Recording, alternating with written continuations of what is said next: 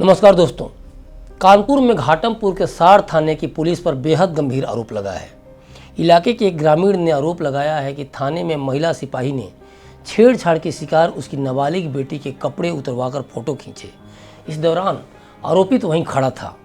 आरोप है कि सिपाही बेटी पर उससे शादी का दबाव बना रही थी। इससे बेटी डिप्रेशन में चली गई। शहर के अस्पताल हाईलैंड में पीड़िता का इलाज जारी है। किसान पिता ने अपने ऊपर की आपबीती के बारे में जानकारी देते हुए बताया कि उनकी 16 साल की बेटी हाई स्कूल की छात्रा है।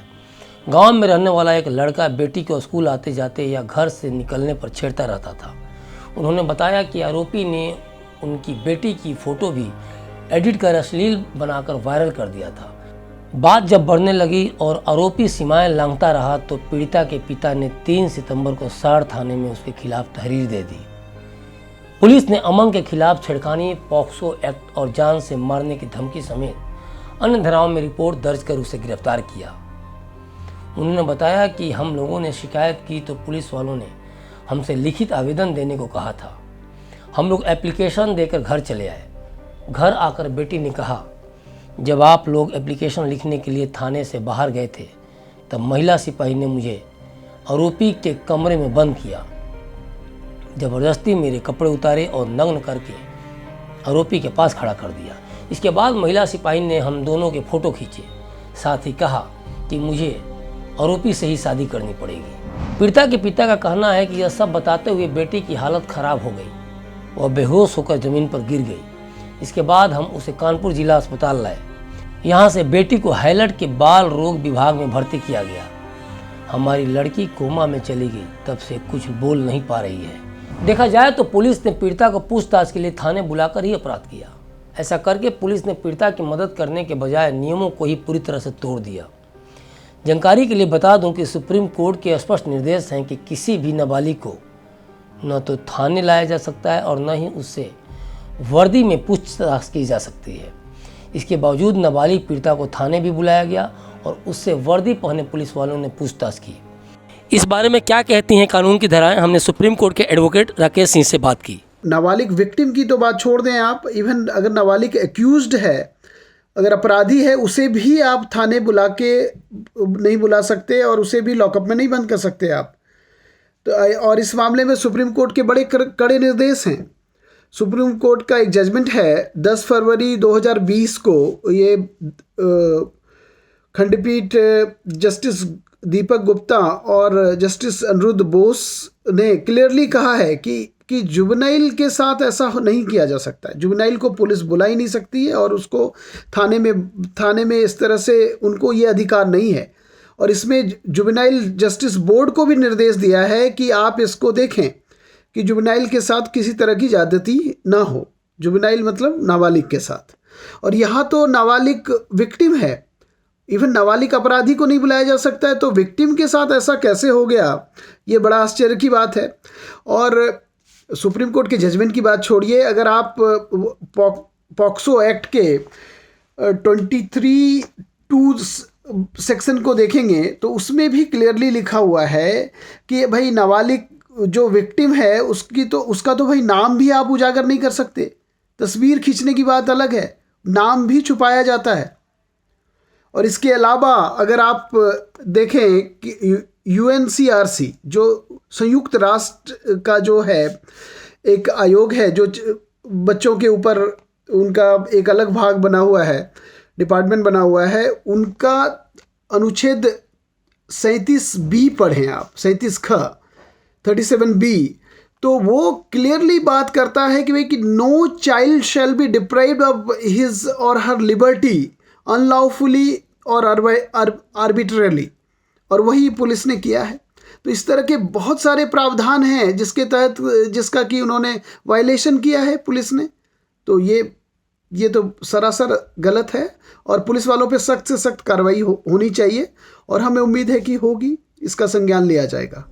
मीडिया स्रोतों से पता चला है कि GSVM कॉलेज के बाल रोग विभाग अध्यक्ष डॉक्टर अरुण कुमार आर्या ने बताया कि बच्ची डरी हुई थी, जिसकी वजह से उससे झटके आ रहे थे। हालांकि बच्चे की अभी स्थिति स्थिर है। ADCP साउथ अंकिता शर्मा ने बताया कि प्राथमिक जांच में आरोपों की पुष्टि नहीं हुई है, फिर भी एसीपी घाटमपुर के साथ मिलकर संयुक्त रूप से मामले की जांच की जाएगी। आरोप सही पाए जाते हैं तो जिम्मेदारों पर सख्त कार्रवाई की जाएगी। जी, साड़ थाने वाले मामले में हम सभी ने पीड़िता और उसके परिवारजनों से वार्ता की है। इसमें उन्होंने कहा है कि जो भी आरोप कल लगाए गए थे पुलिस के ऊपर, वो सभी आरोप गलत हैं। इसमें पूरी तरह से जांच कर ली गई है। इस तरह का कोई भी आरोप की पुष्टि नहीं हुई है एवं इस मामले में संपूर्ण आवश्यक वैधानिक कार्रवाई पुलिस के द्वारा की जा रही है। पीड़िता के पिता के बयानों के आधार पर जिस भी व्यक्ति की संलिप्तता इस पूरे प्रकरण में पाई जाएगी, उन सभी के खिलाफ आवश्यक वैधानिक कार्रवाई की जा रही है। पीड़िता की क्या है, कैसी हालत है? जी, पीड़िता अभी स्वस्थ है, लगातार उसका इलाज चल रहा है। हम डॉक्टरों से भी संपर्क में हैं। जो बेस्ट हेल्थ केयर यहाँ पॉसिबल है वो उन्हें प्रोवाइड की जा रही है।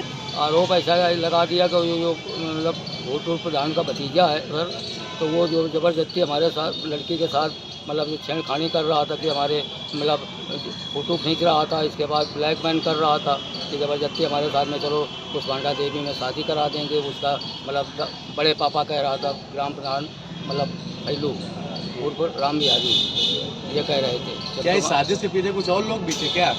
ये साजिश के पहले और इसके पहले हमारी मतलब 2-3 महीने से ये परेशान करता चला आ रहा है। तो इसमें जो है अपनी दुकान में हमको फैसला कराए थे कि चलो पुलिस के यहाँ न जाओ सर, और हम पूरा तुम्हारा वो करेंगे, अगर पुलिस वो करे पूरी हम मदद करेंगे, आज के बाद निगाह उठा के नहीं देंगे। इस मामले में पुलिस की जांच को लेकर भी कई सवाल उठ रहे हैं कि जब 4 दिन पहले यह केस दर्ज हुआ था और 4 दिन से लड़की शहर के अस्पताल में भर्ती है, तो इस दौरान पुलिस एक बार भी उसको देखने क्यों नहीं गई। आरोप ये भी है कि आरोप लगते ही पुलिस की एक महिला दरोगा के साथ पुलिसकर्मियों की टीम हॉस्पिटल में लड़कियों के परिजनों से पूछताछ करने पहुंच गई। एडीसीपी का बयान आ गया कि परिवार के आरोपों में सच्चाई नहीं है, फिर भी जांच कर रहे हैं। सवाल ये भी उठ रहे हैं कि सिर्फ 1 घंटे में ही जांच कैसे कर दी गई, ये समझ से बाहर है।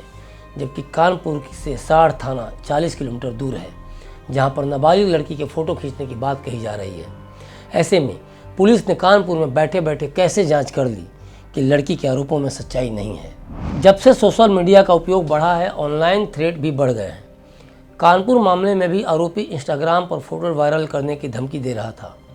क्या करें जब आपकी फ़ोटो वीडियो वायरल करने की धमकी मिले तब? कैसे लें कानूनी सहायता? चलिए इसके बारे में भी जान लेते हैं। आपत्तिजनक फ़ोटो डालने की धमकी का स्क्रीनशॉट लेकर साइबर सेल में सीधे शिकायत कर सकते हैं, या मोबाइल का लिंक नंबर जिससे फ़ोटो लिया गया था उसी जानकारी साइबर सेल को देना होगा। अगर आईटी एक्ट में केस पहले से रजिस्टर्ड हो तो उसकी एफआईआर कॉपी के माध्यम से भी शिकायत कर सकते हैं। जिस भी राज्य, जिले, शहर में आप रहते हैं वहाँ के पुलिस स्टेशन में इसकी शिकायत कर सकते हैं, लेकिन उसके बाद नज़दीकी साइबर सेल में जाकर केस की पूरी जानकारी देनी होगी। इस मामले में कार्रवाई करने के लिए ईमेल, हेल्पलाइन नंबर या अन्य ग्रुप के माध्यम से शिकायतकर्ता अपनी शिकायत दर्ज करा सकता है। ऑनलाइन कंप्लेंट दर्ज कराने के बाद पीड़ित साइबर सेल से संपर्क कर वीडियो का लिंक या यूआरएल उपलब्ध कराने के साथ शिकायत से संबंधित कंटेंट टीम को उपलब्ध करा सकती है। साइबर सेल टीम जांच करती है और जनरेट होने वाले नंबर के खिलाफ लीगल एक्शन लेती है। सोशल मीडिया साइट से फ़ोटो ब्लॉक करने की कंफर्मेशन मेल आने के बाद उसे ब्लॉक कर दिया जाता है। लेकिन आजकल ऑनलाइन बाज़ार के चलते ज़रूरी नहीं कि आप उस व्यक्ति को जानते ही हों जिसने आपको धमकी दी है। ऐसे में करें क्या? अब सवाल ये उठता है कि कैसे करें रिपोर्ट। यदि आप आगे कार्रवाई करने का निर्णय लेते हैं तो आपको पोस्ट के रिकॉर्ड की आवश्यकता हो सकती है। तो आप रिपोर्टिंग उद्देश्यों के लिए पोस्ट का स्क्रीनशॉट लें। आप गुमनाम रूप से उन फोटो की रिपोर्ट कर सकते हैं।